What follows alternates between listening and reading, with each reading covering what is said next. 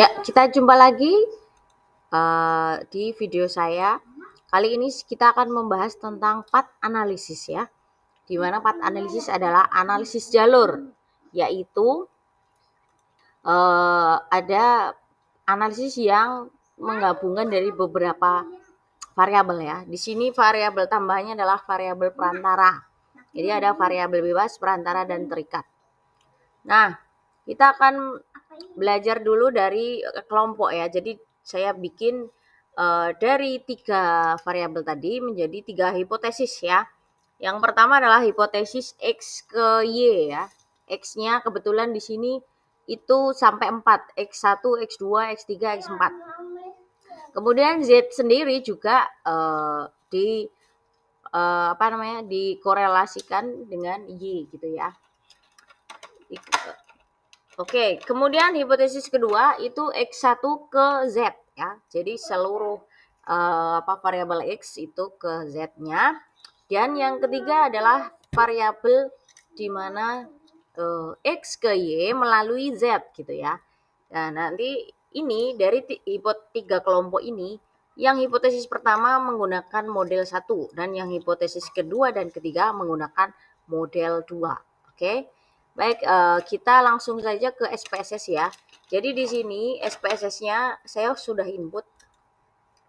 Di sini sudah input ya. Tadi ada X1, X2, X3, X4.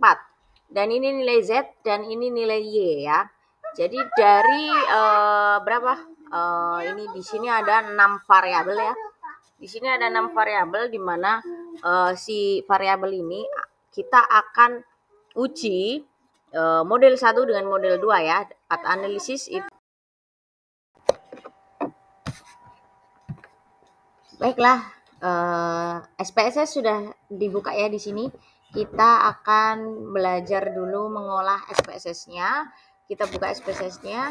Di sini X1, X2, X3, X4, Y dan Z-nya sudah ada di sini ya.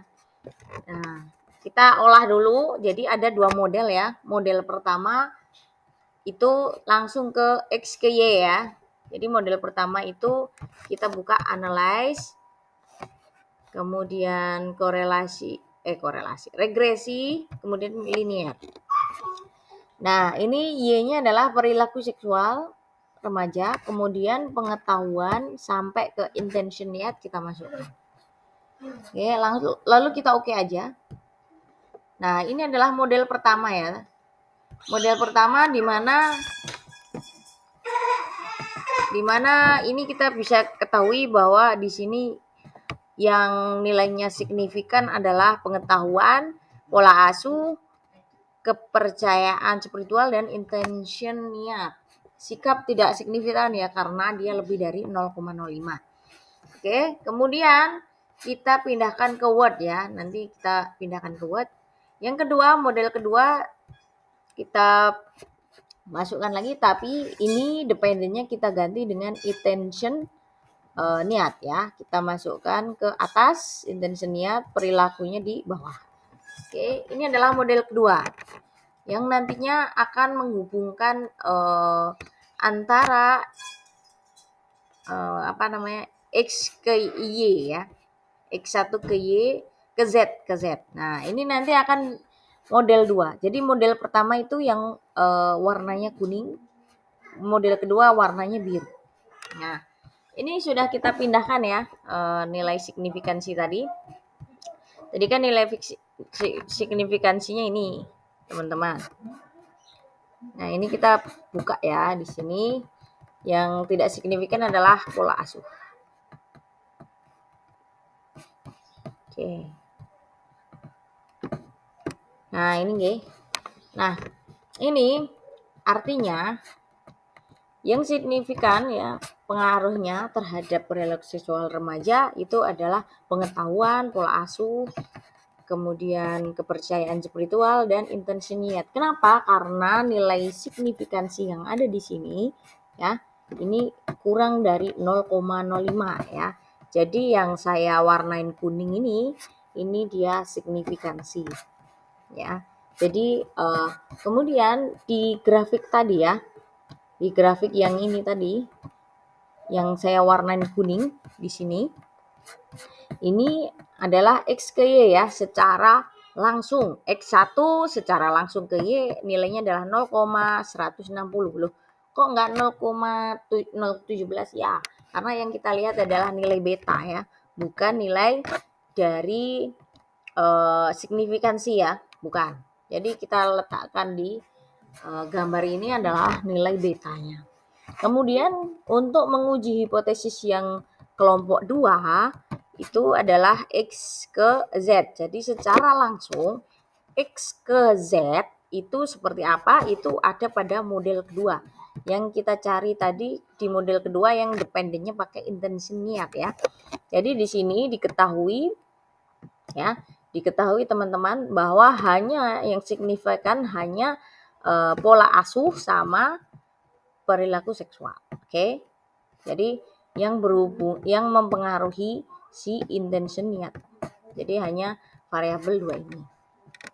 Oke. Kemudian kita juga bisa memasukkan ini ya, nilai model summary ya. Pada model summary ini nilai R square-nya adalah 0,177. Artinya memberikan sumbangan pengaruh variabel pengetahuan, sikap, pola asuh, kepercayaan, spiritual, dan terhadap intention niat ya. Jadi sebesar 17,7 ya, 17,7 dan lainnya adalah dipengaruhi oleh variabel lainnya gitu. Lainnya adalah variabel yang tidak ada dalam penelitian ini. Itu ya yang E1 ini ya. Ini artinya seperti itu. Jadi E2 juga, E2 diketahui 101 ya ini ya. E2 adalah 101, artinya hanya 10,1% yang memberikan sumbangan pengaruh variabel pengetahuan sikap ini gitu. Jadi X1, X2, X3 sebesar 10,1%. Ini terhadap yang ini adalah terhadap perilaku seksual remaja melalui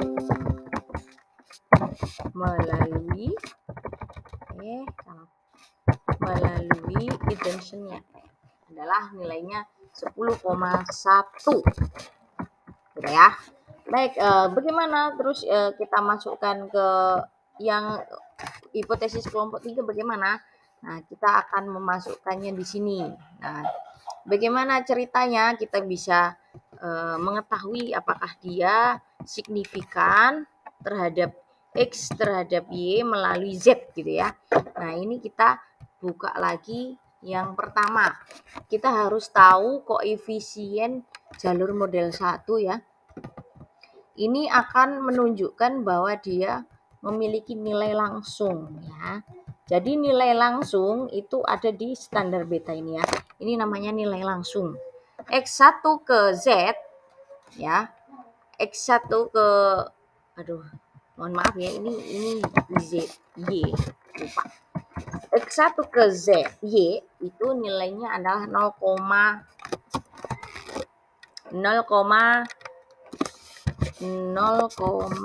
ini ya, 0,160. Ini model kedua. Oh ya, model kedua. Jadi X1 ke Z. Oh ya benar. Ini pakainya Z. Jadi secara langsung itu kalau ke Z-nya berapa gitu ya. Ini nilainya adalah ini 0,0.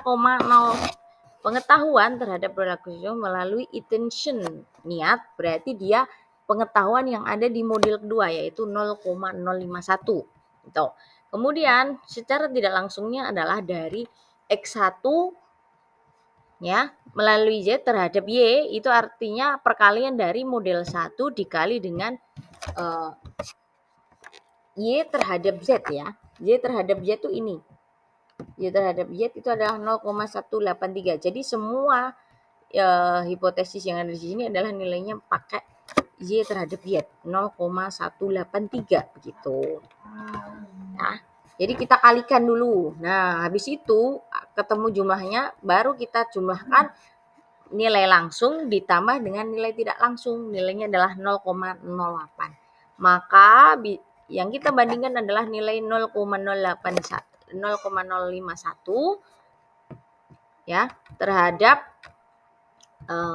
tidak langsung, yaitu sebesar 0,008 ya. Sehingga bisa dikatakan bahwa nilai langsung lebih besar dari nilai tidak langsungnya, yaitu 0,051 lebih besar dari 0,08, yang berarti menunjukkan bahwa pengetahuan melalui intensitas niat mempunyai pengaruh signifikan terhadap perilaku remaja, perilaku seksual remaja, begitu ya. Nah, kemudian yang kedua ini adalah X2 terhadap Z sebesar 0,061 ya di sini. Di sini adalah 0,061. Sedangkan model satunya yang di atas itu nilainya adalah 0,013. Oke, teman-teman. Ini 0,013. Kemudian di sini 0,183 adalah model kedua ya. Model keduanya Y ke Z. YZ ya. Ini buat pengingat aja. Z ke Z. Itu hasilnya adalah 0,023. Kemudian dijumlahkan. Jadi nilai langsung ditambah dengan nilai tidak langsung. Jadinya pengaruh tidak langsungnya di sini. Nilainya adalah 0,084. Sehingga dapat dikatakan bahwa nilai langsung lebih kecil dari nilai tidak langsung, ya kan? Nilainya lebih kecil. Maka bisa dikatakan bahwa nilai X1 melalui Y tidak berpengaruh signifikan terhadap Y. Karena apa? Karena hasil menunjukkan bahwa secara langsung sikap itu melalui intensitas mempunyai pengaruh signifikan terhadap perilaku seksual remaja. Itu secara langsung dan secara tidak langsung ya. Jadi kalau tidak langsungnya dia tidak berpengaruh terhadap Y, tapi dia berpengaruhnya langsung terhadap intention niat gitu.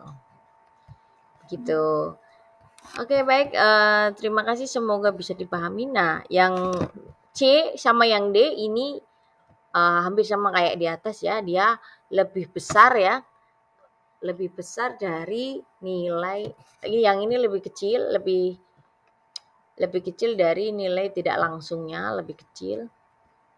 Ini salah ya, ini lebih kecil dari nilai tidak langsungnya, yaitu 0,218. Artinya kalau lebih kecil tidak berpengaruh signifikan, gitu ya. Kemudian yang kedua ini lebih kecil juga, tidak berpengaruh signifikan, tidak berpengaruh signifikan.